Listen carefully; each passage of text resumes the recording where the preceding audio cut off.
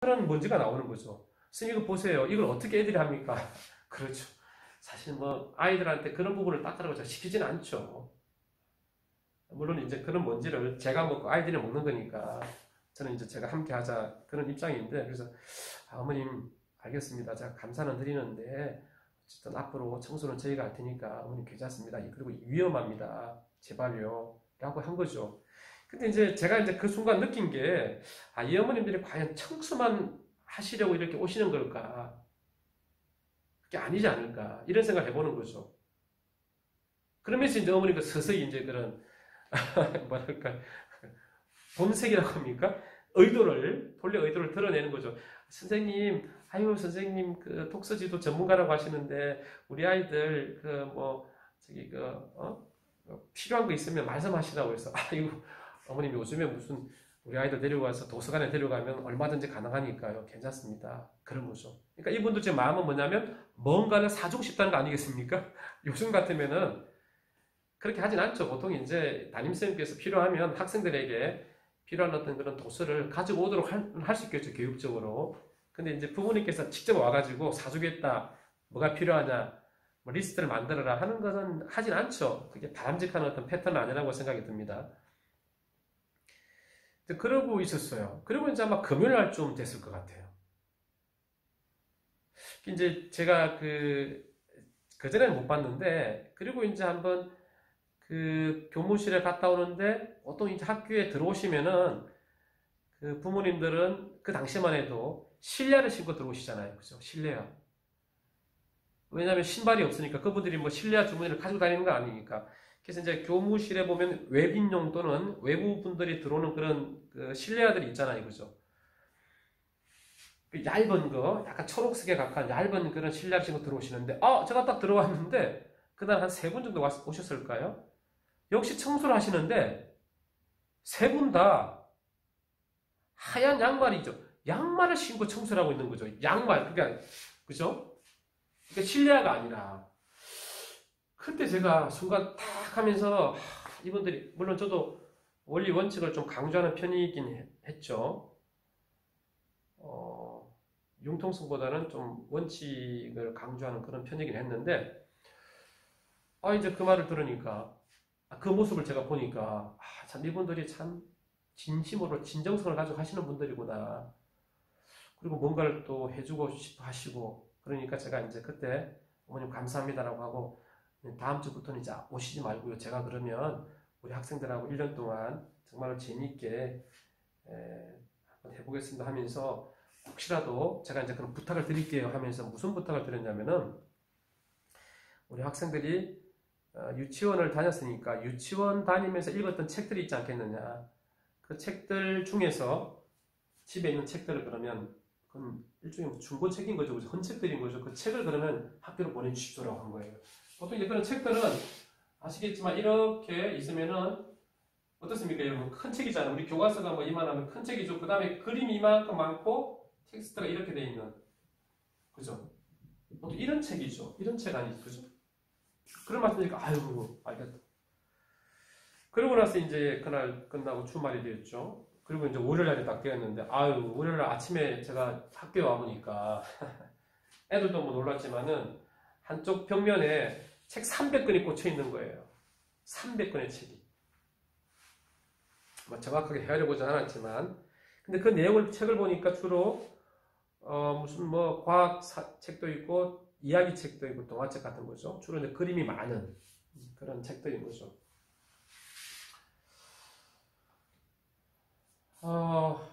제가 왜 이 책을 가지고 오겠을까요? 왜 이 책을 부탁드렸을까요? 이 책은 이제 우리 교실에 오는 순간부터 뭐가 될까요? 바로 교과서가 되는 겁니다. 여러 가지 용도의 어떤 목적, 이제 뭐 읽기와 관련이 먼저 있겠죠, 그죠? 소리내 읽기, 내용 확인하기, 그것과 관계 있는 거죠. 그래서 제가 이 텍스트를, 이 교재를 무엇으로 사용했냐면 1년 동안 소리내 읽기를 하는데 써보자라고 시작했던 거예요. 그죠? 300권이 있으니까 얼마나 뭐 아이들도 좀 신기해하겠죠, 그죠? 갑자기 아무것도 없었던 곳에 책장까지 왔으니까요, 책장. 책장이 뭐 그렇게 고가의 책장은 아니지만 책장과 함께 이제 온 거죠. 그래서 아마 우리나라 그 부모님들의 경우 어떤 교육열, 그죠? 교육열 참 저는 세계 최고 수준이라고 생각합니다. 근데 이제 그런 교육열을 우리가 진정한 의미의 교육력으로 바꾸는 건 우리의 또 몫이기도 하죠. 그건 참 중요한 부분인 것 같아요. 뭐 지금 되돌아보면 참 감사한 일이죠. 자, 이렇게 해서 이제 책이 왔어요. 이제 아이들도 아는 거죠. 대강 뭘 하냐면, 저 책이 어디서 왔는지 알잖아요. 이제 가령 뭐 영훈이라는 아이가 말하면, 선생님 저 책 우리 집에서 온 건데, 그러면 제가 영훈아 아니야, 그 책은 오늘부터는 영훈이 책이 아니에요. 그러면요 우리 모두의 책이에요. 나중에 저 책은 다시 집으로 가지고 갈 수는 있지만 최소한 학교에 있는 동안은 이제 우리 모두의 책이에요. 우리 모두의 교과서예요. 이런 약속이 되는 거죠. 한 번, 두 번 계속 이야기해서 그런 말을 한 친구가 여러 명이 있겠죠. 그죠? 전반적으로 제가 책을 보면 아마 그 같은 집에서 같은 종류의 책들도 있는 것 같아요. 보면 또 전집류의 책을 또 많이 사잖아요. 한국의 부모님들이 요즘엔 또 어떤지 모르겠는데 그걸 이제 하는 거죠. 자, 바로 그 다음부터 시작이 되는 겁니다. 선생님, 그죠? 그 다음부터 어떻게 될까요?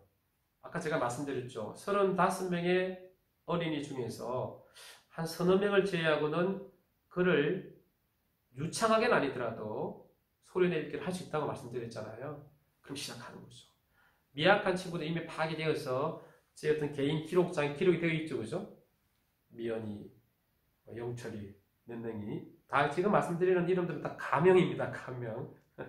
실제 뭐 언제 다 이름이 다른 그런 상황인데 그 친구들은 가능한 한 제가 자주 다니거나 제 앞에 자리를 배치를 하거나 해서 그 학생들이 읽을 때는 제가 같이 이렇게 보는 거죠. 제가 먼저 읽어주기도 하고 따라 읽기도 하고 그런 과정을 거치는데 이런 거죠. 이제 교수법이 적용되는 거죠. 여러분 주로 이제 제가 직접교수법 이야기 많이 했잖아요. 저는 수정된 직접교수라는 말도 썼고 주로 뭐 설명하고 시범 보이고 연습하고 활동하는 그런 과정이거든요.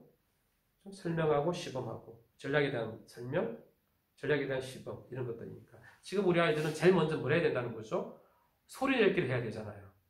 그럼 제가 이제 책을 한 권 꺼내오는 거죠. 저기 있는 300권 중에 한 권을 딱 꺼내옵니다. 여러분 1학년 일반 여러분 이제 내일부터 우리가 글을 읽을 거예요. 어떻게 해요? 소리 읽기를 할 거예요. 힘들지 않아요. 어떻게 읽으면 되냐면 아침에 딱 오면 조용히 앉아서 다른 친구한테 방해가 되지 않을 정도의 크기로 목소리로 소리를 이렇게 하는 거 읽는 거예요. 보세요. 나비야 안녕. 나비야 너는 어디에서 잤어? 나는 집에서 잤지. 나비야 내가 사는 집은 어디야? 이렇게 읽으면 되는 거예요. 시범 보이는 거예요. 제가 직접. 그럼 이제 아이들 어렵지 않겠죠. 당장 지금 가지고 읽으려고 할 수도 있겠죠. 지금 이게 이제 이루어지는 게 보통 3월 둘째 주 정도가 되는 거니까 국어 교과서를 가지고 바로 수업을 하기도 하고 지금 국어 교과서는 뭐 나너 우리 그죠? 이 이제 그 나중에 읽기 교과서도 또 우리가 보면 재밌는 부분도 많이 있는데 단어를 먼저 읽게 하는 경우가 있잖아요. 그죠? 이건 좀 다른 부분도 있을 것이고 그런 맥락으로 보면은 우리 학생들이 읽게 될 소리내 읽기의 그 텍스트가 훨씬 더 수준 높은 텍스트라고 볼 수 있는 거죠. 하지만 다 읽을 수 있단 말이죠. 여기서 문제가 생기지 않습니까? 왜냐하면 내가 가르쳐야 될 그런 대상의 많은 학생들이 지금 막 시작해야 될 국어과 처음 나오는 국어 교과서에 나와 있는 텍스트의 수준보다도 더 긴 수준의 글을 읽을 수 있다는 거죠. 우리 아이들이 그래요. 근데 이제 그런 것들이 점점 가면 이제 이게 조금 평준화되면서 이게 또 문제가 생기죠. 이제 그렇게 해서 시범을 보이고 그 다음 날을 기다리는 거죠. 아침에 출근을 합니다. 어떻습니까? 교실 시끄러워가지고 막 그냥 너무너무 시끄러운 거죠. 뭐. 제 기억에 옆반 선생님께서 항의를 하셨어요. 이 선생님 너무 시끄러워요. 죄송합니다. 근데 아이들이 이야기하는 거죠. 여러분 너무 시끄러운 것 같아요. 다른 친구들 방해가 되니까요. 또 다른 친구들이 아침에 이렇게 소리를 이렇게 하지 않기 때문에 우리 조용히 읽읍시다. 사실 뭐 조용히 읽는다는 게 한계는 있죠, 그죠? 이제 조금 소리를 줄이는 거죠.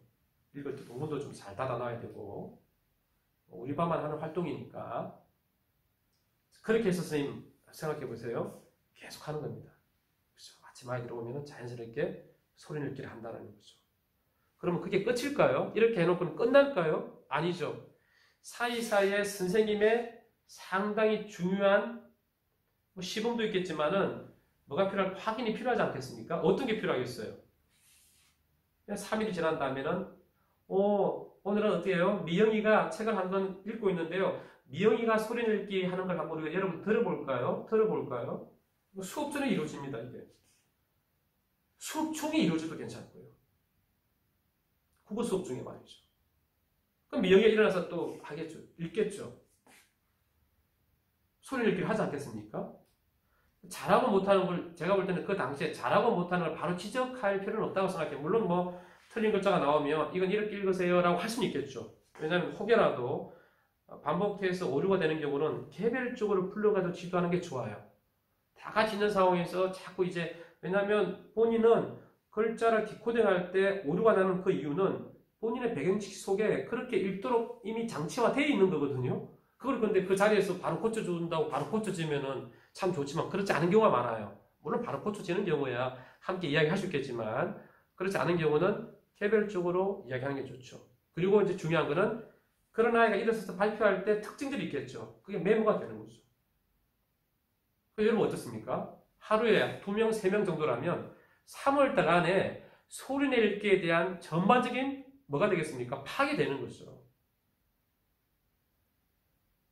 이런 과정이 교과서가 아니라 우리 지금 정부에서 만든 교과서가 아니라 부모님이 준 제가 요구한 초등학교 학생들이 입학하기 전에 읽었던 유치원에서 읽었던 그런 그림책 같은 그런 걸 이용해서 충분히 가능하다는 거예요. 그게 저는 교과서라고 생각합니다.